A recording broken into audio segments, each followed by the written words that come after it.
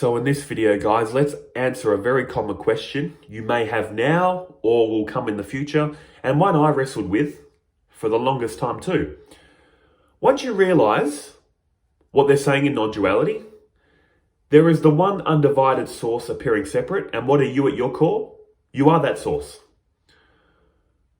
Once you truly realize what they say in Neo-Advaita, there is no one here and nothing to do, the questions still may come. Yeah, I get it. It's the one appearing separate. But now what do I do? How do I live my life? The very fact we ask that question is showing us something. This knowledge isn't fully integrated yet. That question won't arise when this knowledge is fully integrated. And let's use the ocean and wave example to make this crystal clear. Imagine reality was an ocean of existence, and you're a wave in that ocean. And before you got into these teachings, you thought, I'm a wave that is separate from the ocean, and I'm freely performing my actions. I look at big waves and I'm jealous or envious. I look down at smaller waves and feel proud. I feel better than them. Then you start getting into these teachings and you're told, yeah, there appears to be waves, whirlpools, bubbles, but it's all made of water. This reality is one and undivided. The free will you think you had as this wave, it will not make sense to you. Does the wave control the ocean, or the ocean control the wave? Can the wave bend the ocean to its will? Does that make sense? Or does the wave submit to the will of the ocean? So just say you've understood all this. Oh, I'm a wave in the ocean of existence. The ocean controls all the waves. And then the question comes, now what do I do as this wave? See how it won't make sense? Seeing through the illusion of identity, as they're showing us in non-duality, simultaneously pierces through the illusion of control. You only feel like you have free will because you feel like a fixed, separate entity. Once you see that's not the case, the feeling of free will won't make sense.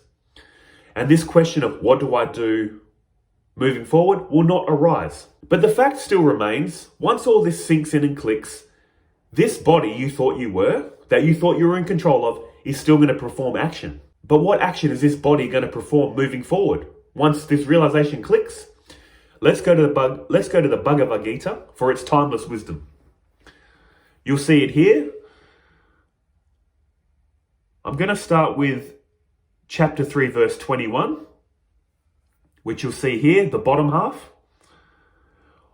Whatever actions great persons perform, common people follow. Whatever standards they set, all the world pursues. I'll just read through all this and then I'll explain. There is no duty for me to do in all the three worlds, O part, nor do I have anything to gain or attain, yet I'm engaged in prescribed duties. This is Krishna talking, God, saying, I'm performing all action. Everything's happening according to my will in the three worlds, yet I have nothing to gain or attain. Just so you know, that was Krishna talking. The final verse, chapter 3, verse 23. For if I did not carefully perform the prescribed duties, O part, all men would follow my paths in all respects. So what are all these verses saying? And how will it apply to our life? First of all, that second verse, chapter 3, verse 22, where Krishna is saying, I'm performing all action and I have nothing to gain or attain in the three worlds. What he's saying about himself, he's saying about the enlightened as well. The enlightened perform all their prescribed duties as they did before, but they have this sense they have nothing to gain or attain. Us in the unenlightened state are performing actions, really anxious about the result. We perform actions thinking it'll bring happiness or avoid suffering. We have a motive to our actions. The enlightened and Krishna was saying, action still continues, but they have no vested interest in the result anymore. They're totally neutral. They're in a state of inner peace, like in deep sleep. In deep sleep, it's so peaceful because you don't have a feeling of ownership or control. That's why deep sleep's peaceful. No ownership or control. Imagine holding on to that peace in deep sleep, that sense of no ownership or control, and then your eyes open. Hold on to that peace with your eyes open. That's what the enlightened are feeling. Total sense of peace, no ownership and control, with their eyes closed and with their eyes open. This movie of life keeps continuing, but they don't feel responsible for their actions. They have nothing to gain or retain. They're in the state of peace. But the fact still remains, action continues. And why is Krishna saying, if I stop performing actions, others would follow me? This comes from, ever notice how we like to copy the people we respect and look up to? You see this all the time with celebrities. So many fashion trends start because a celebrity started it. Fashion trends, ways of speaking, ways of doing things. People look up to celebrities like gods, and they follow what the celebrity does.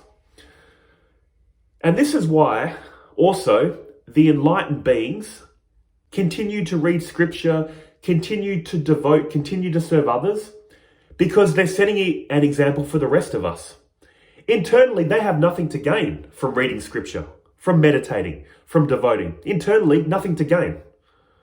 But they're setting an example for us. Also, here's what you need to realize. When we come to spirituality, we feel like I'm a separate person in a separate world. I have free will. I want to be better. I want enlightenment. So give me something to do.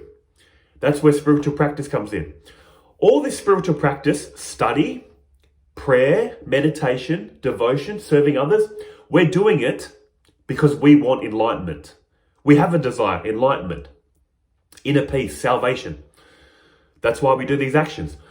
But what these actions are doing, picture yourself as a mirror with dirt smeared all over it. That's you in the unenlightened state, seeing reality through ego. A mirror with dirt on it. All this spiritual practice and study slowly cleans the mirror. When the mirror is clean, the truth can now shine.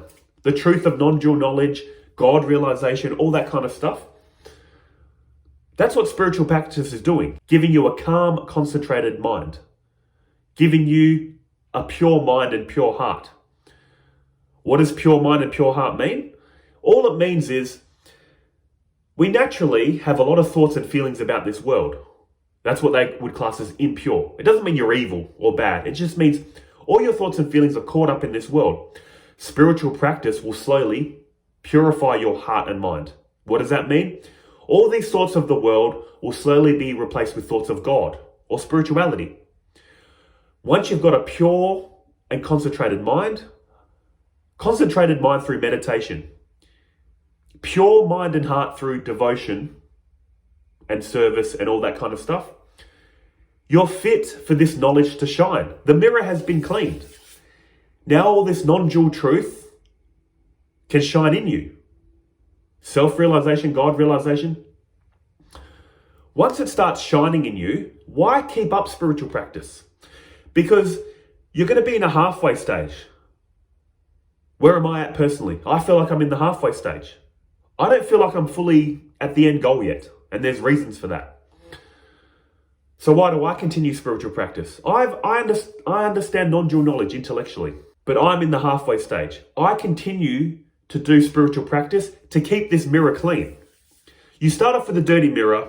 Spiritual practice cleans the mirror so all this non-dual knowledge can shine. But if you don't keep up the spiritual practice, the mirror starts getting dirty again. So constant spiritual practice keeps the mirror clean. It's like maintenance. And what state are they fully enlightened in? They're in the state of, they have a clear mirror and not exposed to dust anymore. So in the final state, in the final realization, the mirror is clean and it can never get dusty again. Yet they still perform action. And why is that? To set an example for us. So to review, when you're unenlightened, you do spiritual practice to get something. I want inner peace. I want enlightenment. In the halfway stage, where I feel like I'm in personally, you're not fully there yet, but you keep up spiritual practice to keep the mirror polished, to keep showing you non-dual truth. And at a certain point, if I'm so blessed in this life, I will not need to do these actions to keep the mirror clean. It'll just be clean. But why does spiritual practice continue for the enlightened? As an example for all of us. They have nothing to gain or retain anymore. Also, it's just a habit. You've spent so long building up the habit. Study, meditation, devotion, service to others. Eventually it becomes a habit, and it is a good habit. This reality is, one, undivided and limitless, but it appears to us as limited and divided. So the best expression of truth, the best expression of love is humility, service, surrender, meditation. Love is one and undivided. Love is limitless. Love is this reality. Expressed through the limited are the qualities of spirituality. That's the best way to say it. Because that's another quick question that may come. If it's all one, why not be evil? Because evil thoughts and tendencies aren't the best expression of love. Spiritual practice, operating from the root of love, is the best expression of the limitless, the one and undivided through limited form. So to kind of summarize this video, guys, if the question comes after you think you've realized non-dual truth, what do I do now? I've realized non-dual truth, what do I do now? It's not fully integrated. It's all right. Keep going. Keep studying, keep meditating, keep doing all your spiritual practice. It'll eventually dawn on you, this question won't make sense. Once you realize free will is an illusion, or that God's performing all actions, God's got you covered. Material nature, if everything is happening according to material nature, and this body is part of material nature has you covered. God has you covered. Once you clearly see what you are, no stress. You'll go from thinking and feeling you're in the driver's seat. You're in the car, turning left, turning right, really anxious about which way you're turning, to the feeling of, I've taken my hands off the steering wheel and the car's still turning left, turning right. Internally, you'll be in a state of peace. You're not doing anything while the body continues. So that's the first thing. If the question arises and you still, what do I do now? I've realized non-dual truth. You're not there yet. Or what you should be doing is continue to do spiritual practice. And once it all dawns on you, once it all clicks that you're not in control of your actions, truly not in control, what will this body continue to do? Spiritual practice. It's build up a habit. And again, spiritual practice is the truest reflection of this reality. Reality is one and undivided and limitless, but it's appearing in a limited, separate form. So operating from the root of love is the best expression of that oneness. And you can just see this, and this is clearly seen in anyone you think that is enlightened. Look at Jesus, look at Buddha, Sri Ramakrishna, Nisargadatta Maharaj, Ramana Maharshi. They still had a devotional practice or a spiritual practice. They still did meditation. They still devoted. Look at if you want any example of what your life will be like once you're fully enlightened, look at the enlightened beings we all look up to. They still have spiritual practice or devotion in one form or another. For the very reason, living in that way is the best expression of truth. I didn't want to mention Neo-Advaita, but I will. Because I've heard this many times in the teachings of Neo-Advaita. Not all teachers, but some will say, throw out all those spiritual books. Stop meditation. It's reinforcing ego.